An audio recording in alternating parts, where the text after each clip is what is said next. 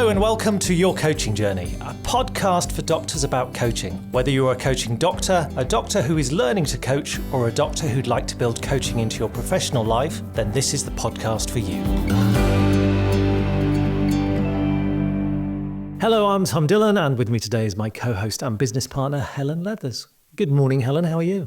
Good morning. I'm very well. I have my Christmas jumper on today. You have your Christmas jumper on. I do. You seem to have been festive for many weeks now.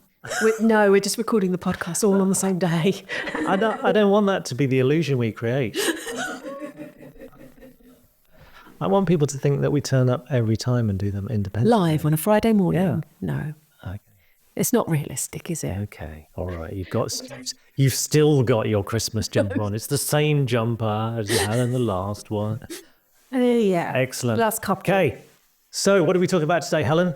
So I think this is a really interesting topic, and it shows up a lot in our coaching doctors. So we are going to be talking about perfectionism. Perfectionism. Something that you and I do not suffer from at all, Absolutely. in any way, shape or form. No. Done is definitely better than perfect. Yes. Good enough. Good enough. Yeah. As people will realise from listening to our podcasts. Yes. Good thing is we get them done. They're out there. We do. And that's the thing, isn't it? With perfectionism, one of the sort of downsides of someone being a perfectionist is that they often don't finish things and often don't start things because they want them to be perfect. So... But no, I think it's a useful topic of conversation, and obviously something that's very relevant for doctors. I think the medical world would seem to be a space where getting things right is often a matter of life and death. yeah. So Don't stop people who are a bit, let's say, fair about... Yeah, we can never be surgeons. No. But they probably do get weeded out, don't they?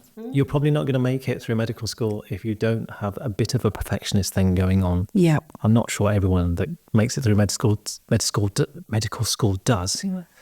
We'll leave that bit in just to demonstrate we're not worried about perfectionism.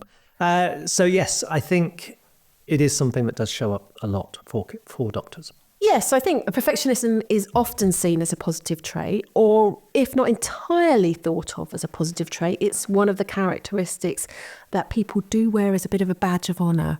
Yeah, I think it's one of those things that if you were asked at an interview, what are your weaknesses? You might say, oh, well, I'm a bit of a perfectionist. I have thinking that actually that's a strength that they'll like and it shows in a good light. But I think if I was an interviewer asking that question and someone said perfectionism, I'd kind of want to explore it a little bit because I know the downsides of perfectionism. Yeah. I think I did that in my younger days, which was clearly not true or useful. I bet you were found out pretty quickly. I just didn't get the job. No. They saw through it. Yeah. Now I always say I'm just completely unemployable. You say that in an interview? No.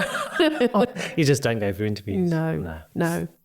I'm much better self-employed. Okay, now, so obviously we're talking about perfectionism, and completing a task so that things are perfect can lead to high performance and a standard of excellence, and that's fine. Mm-hmm. But the pursuit of perfection might be a phenomenon that derails some people and can make them deeply unhappy.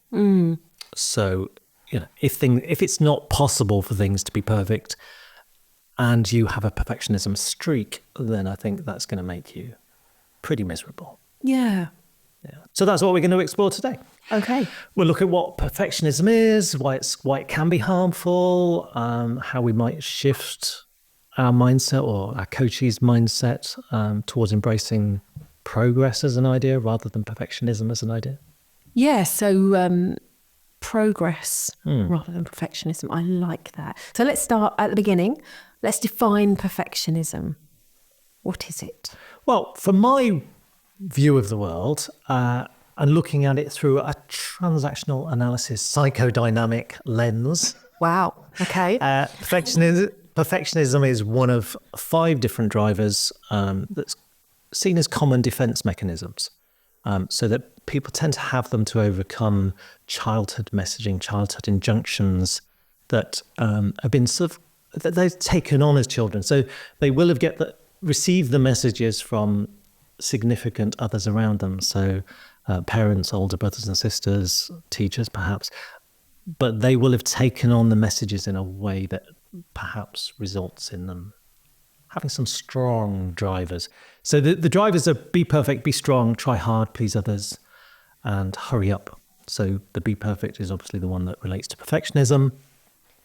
And we did talk about the please others driver in episode 17 on people pleasing. So that's where people pleasing. So it's another one of those drivers. So that's my map of the world, is I see it through that lens of transactional analysis. And in the world of transactional analysis, the drivers, so the mini scripts really that we run to make ourselves feel as though we're kind of doing okay in our own lives, that we're navigating that, keeping ourselves safe, and that we are then worthy of love and belonging. So life's okay if I'm perfect. Yes. Okay. So each of the drivers is kind of an antidote to different messages we might have received or taken upon ourselves. So don't be you is one of the injunctions.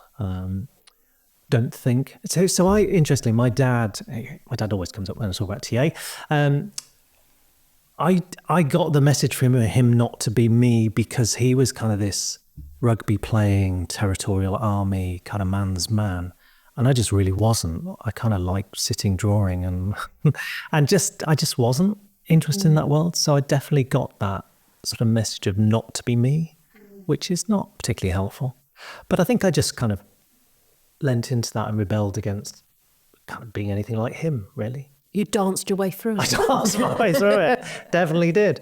He did come and see me in a dance competition once. Did he? Yeah. What did he No make? surprise, Matt. He's very, didn't say a lot.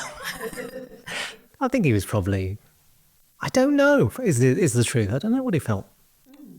I think he was more comfortable coming to watch me play rugby, but can't have everything. Anyway, so those drivers kind of show up for us, and we find these coping mechanisms to help us be okay and to feel that we're worthy of love and belonging.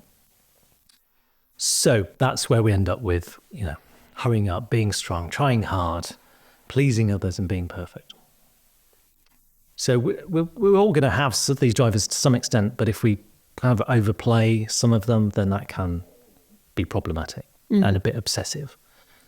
So I think most perfectionists are raised being praised for achievement and performance, so they get good grades, have good manners, immaculate appearance, maybe sports prowess, that sort of thing. So they get praised for all of that stuff, and if they take that message on for themselves, that's how I have to be worthy of love and belonging, then that high achievement is what they start to do just to get that sense for themselves. So they get the sense of I am what I accomplish and how well I accomplish it, and that's the only way that I'm being worthy of love and belonging, is to be perfect. And obviously that is going to serve them to some extent because they're going to do well in school. Yeah. They're going to do well in their exams. They've probably got this kind of parents that go, when you get 99%, they go, what happened to the other 1%? Yeah, that did happen to me once. Yeah, it was 97%. Okay. Yeah. So that's sort of message. And obviously you survived that messaging and didn't become a perfectionist, but for some people that will be what they take on. So, and say in the short term, they're going to excel, they're going to do well in exams, they're going to do well at school, they're going to do well in university, they're going to do well in medical school, they're going to get a good job. And so the perfectionism gets rewarded all the way along. And reinforced. Yeah, they are conditioned. They're groomed to be perfectionists.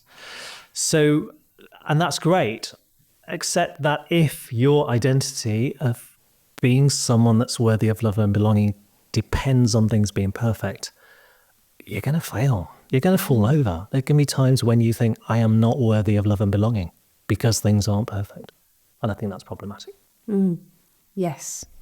So perfectionism is the belief that anything less than perfect is unacceptable. Yes. And it often involves setting unrealistic standards, both for ourselves and for other people.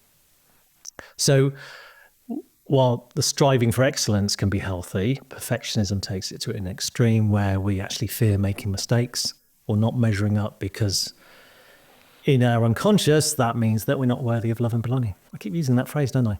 But I think it's important that that's the message that we get through to people. So it's not just going to affect your work, the workplace. It's also going to affect your personal life, whether it's the way you look, the way you raise your kids, how your relationships appear to others. So it's that internal voice that kind of whispers in the background, sort of telling you that good enough isn't enough. Yeah. So I know Brené Brown talks about perfectionism being a function of shame. And shame for Brené Brown means I am bad. The focus is on self, not behaviour, even though perfectionism is absolutely about behaviour, isn't it? Mm-hmm. So that link to self, the result is feeling flawed, it's unworthy, and like you say, unworthy of all that love and belonging and connection with other people. Yeah, so perfection isn't about striving to be our best or working towards excellence. It's because striving is actually a healthy internal driver. Perfectionism is still an internal driver, but it's externally driven by that kind of simple but potentially all-consuming thought that if I'm not perfect, then I'm not worthy of love and belonging of others. So we joke that we're not perfectionists, but we strive to deliver really great courses, to be really good coaches, to be the best people we can be, but we don't fall into the perfectionism trap. Yeah, so our identity as someone that's worthy of love and belonging isn't dependent on things being perfect. Yeah. We just know that we are. No, but I think I do have a little bit. I think I have had a people-pleasing thing in the past where that's kind of, I want people to like me and kind of feel like I'm not worthy of love and belonging if they don't like me. But I also think I do have a little bit of a try-hard thing. Oh, I definitely do. I think that's my dad again, that, if you were laying in bed, that's you have to be up doing something. And I do think I struggle a little bit with switching off, because if I'm trying hard, then I'm okay. I'm worthy of love and belonging. So then you're perpetually trying hard. Yeah. And one of the biggest barriers to working towards excellence is perfectionism, because actually achieving excellence requires curiosity and viewing mistakes and failures as opportunities for learning. It's that growth mindset, isn't it? Whereas perfectionism kills the curiosity by telling us that we have to know everything or we risk looking less than. Yeah. So we have to get it right, otherwise people are going to judge us. Yeah, and I think pursuit of excellence and perfectionism will be conflated into one thing by many, many people, won't it?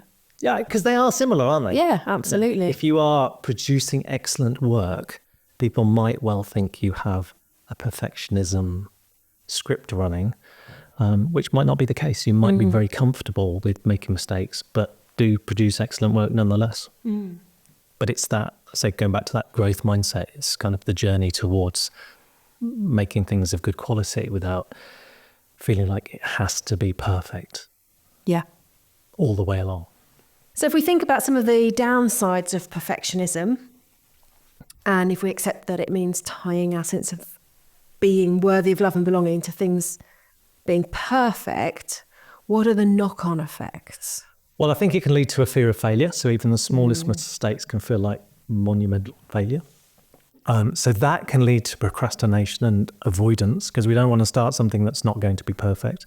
And I had that with a client during lockdown where she's got to take everything online. And she was known for being perfect in what she did. And she just hadn't got the time for it to be perfect. And it was really freaking her out. She just couldn't cope with that idea that there wasn't the time for it to be perfect. So that's obviously leads to more stress and anxiety because you're putting things off. I think burnout, if it's combined with other things, so if you've got the perfectionism streak, so everything's got to be perfect. If you've got people-pleasing script, so you take on other people's work to keep them happy. So, you put your hand up, I'll do that. And then you've got to do it perfectly. And then if you combine that with the be strong script, so you can't have time off sick because you've got to be strong. If you combine all three together, then that's the perfect recipe for burnout, I think. Now, that's not to say everyone that has perfectionism as a script is going to have those other drivers, but I think it's probably the key thing that's going to tip you over the edge. So that's going to take your toll on your mental and physical health. Yeah. So obviously increased self-criticism. So you are going to be your own worst critic. So the slightest mistake, you're going to notice the flaws. Even if other people are celebrating your success, you're going to pick up on the things that you got wrong. So that's sort of self-criticism, that internal dialogue, is going to erode your self-esteem. Again, making you feel like you're not good enough. It's going to strain relationships because quite often perfectionists expect everyone else to be perfect too. Yes. And they will judge other people for not being perfect. So it will affect how you interact with others. And if you've got unrealistic expectations of friends, family, colleagues, that can lead to you having a sense of disappointment that they're not doing this perfectly, and leads to conflict, and actually might lead to you feeling like you're being excluded. It might actually lead to you being excluded because you have unrealistic demands of other people. So that sense of rejection might well come in, which again leads to feelings of shame. So you're probably going to fail at meeting your own expectations, perceive yourself as constantly falling short in other people's eyes, when actually that's not probably true, because if they don't have they're probably quite happy for you to make mistakes, but you're going to perceive that they're judging you. Yeah, so I think it's in some ways quite self-destructive and a bit of an addictive sort of belief. And it all comes back to that, if I look perfect, live perfectly, work perfectly, do everything perfectly, I can avoid those uncomfortable feelings that I'm not worthy of love and belonging. Yeah, and having known certain people with those traits, it's really hard as a friend. Like you mentioned, the strained relationships, it can be really hard for those around you. Yeah. Yeah. And it all comes back to that wanting approval, but it's almost an impossible approval to achieve because it goes back to childhood, probably. And that actually we're seeking the approval of our parents who were saying, well, you have to get top marks or whatever. So we're never going to get that. Other people can't give us that, can they? No. So we've got to do the work. Yes. So talking about doing the work, how is perfectionism likely to show up in the coaching room? Well, to be honest, people are going to tell you. It is that kind of badge of honour. Oh, I'm a bit of a perfectionist. So I think it will just come out. They won't say, oh, I've got to be perfect, driver. They will say, well, yeah, I'm a bit of a perfectionist. And they will see it as not... They might not see it as the reason that they're unhappy with the way things are. They might own that. They'll own the badge, but it could be a throwaway comment, not necessarily the thing they come to coaching. Yeah, and I will always pick up on it if someone says that in the coaching room. They might say it as a throwaway, but I will just go, tell me about that. How's that working for you? Yeah. And it might be that then other things come out. So if they're heading towards burnout, the perfectionism is definitely going to be part of the mix. And if it does show up, how do we work with that in the coaching room? I think by being curious. Definitely if they asking those questions about what's going on for them when that perfectionism shows up. What it feels like, what emotions come with it, what behaviors come with it, what it means to them when things aren't perfect, and what strategies they have for dealing with those times. So that's the point at which people suddenly have that drop in self-esteem because things aren't perfect. Yeah. So they take quite a hit in those moments, and they will have developed strategies for dealing with those, however useful they are. So if we've explored all of that and they don't have any strategies for dealing with their perfectionism, how do we support them? I think one of the ways we can support them is by exploring what it would be like for them to give themselves permission for things to be good enough, and what that would show up, how that would show up if they allowed that to happen. And I have a permissions wheel that I use that, depending on what driver they have, will depend on where they are on the permissions wheel, but it might be giving themselves permission for things to be good enough. Actually, one of the interesting ones that comes up on the wheel is permission to finish things on time, because that can quite often be a symptom of perfectionism, is that things are never quite done because, and you annoy other people that things aren't done on time because you're still trying to make it perfect when there isn't the time. So I think permission is a big part of this. But recognizing that people in a coaching session saying that they're going to give themselves permission for things to be good enough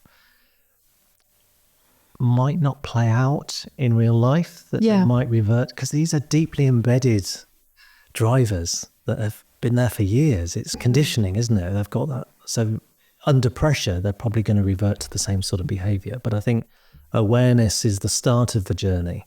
And then they can start to look at strategies for when that happens, what do I do? So it could be journaling. If they know that they get to that point when things aren't perfect and they feel rubbish about themselves, what do I do about that? So it could be they have a coaching session when that happens, or it could be that they journal, or they talk to a friend about it. But it's recognizing that that is not perhaps how they have to deal with it. Yeah. They could view it in a different way. Having some kind of reminder as well, perhaps, because it's all very well saying, I just have to think about it differently, or I just have to get on and do it. It's not always enough. There has to be an action or a reminder or a trigger or something that stops you going down that route because you're so used to going down that route. Yeah. Yeah. Yeah. And I think working with them on focusing on progress rather than perfection. Yes. Just continuous improvement, continuous growth. We're all a work in progress. We're not ever a finished article. So just recognizing that. And getting them to think about perhaps, what's one thing I did well today rather than what went wrong. I actually like the shift from that practice makes perfect to thinking about practice makes progress. I thought you were going to say perfect practice makes perfect. Just take the which is kind of out. an amplification of the perfectionist thing, isn't it? No, I do just that a lot in perfect. tennis because if you're practicing your backswing but doing it imperfectly all the time, you just embed the imperfection. Whereas if you're doing it right, then anyway, we're digressing. But yes, I prefer practice makes progress. Practice makes progress. Yes. And we don't have to be perfect. No. In fact, I worked with a lady once some years ago who was helping me develop my website. She actually taught me how to use WordPress to create websites. And we were talking about launching websites and how lots of people expect it to be perfect before they do launch. And one of her premises to work by was ready, fire, aim. Yeah. Get it out there, then you can tweak it. Yeah. And I like that. Yeah. And that's kind of how we live. Yes, it is. Yeah. We don't even worry about the aiming. But we have standards. Yeah. Good. Yeah, so self-compassion is really important for perfectionists. I think they tend to be very hard on themselves. So I think just recognizing that they are can be helpful, and to then practice some self-compassion. That might help kind of build their resilience. And maybe reframing their fears as well. So if they have a sense of, I failed, people are going to judge me, that kind of almost cognitive behavioral stuff of, okay, and if they judge you, what then? What happens next? Yeah. And just taking it, what's the worst thing that will possibly be an outcome of this? And I say quite often, it's not actually about the fact that other people will judge them, because they're probably not judging them anyway. It all goes back to, how do I please someone that years ago told me I have to be perfect? Yeah. And you can never do that. So I think it's just can take some work. So I think setting boundaries as well is something that is useful for people with a perfectionism streak, so that they don't overwork. Yes. So just I'll work on this for a certain amount of time and it will be what it will be. I think very hard for perfectionists to do that, but that might be a strategy that they have. Good. So let's wrap things up with a few practical tips to start overcoming perfectionism, because I'm pretty certain that some of our listeners are going to recognise this as a trait. What would you say your top tips were? Yeah, I think just picking up on the last point we were mentioning, setting some time limits for tasks can be really useful. So not working till it's perfect, but working for the time that you've allotted to it. And when that time's up, you move on to something else. Practicing some self-reflection, some self-compassion, maybe do some journaling, focusing on what went well, and really embedding that as a habit, a discipline to focus on what you've done well, but not perfectly. And then maybe just that challenging the thoughts when they arise.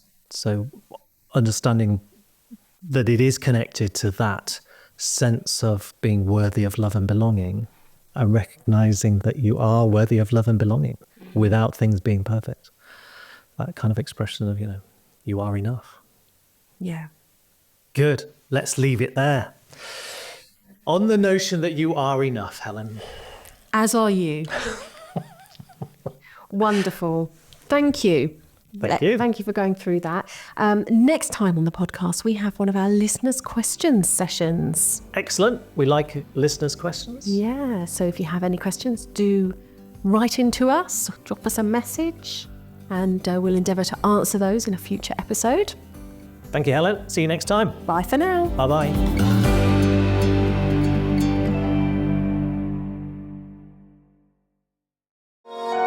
This has been a Monkey Pants Productions podcast.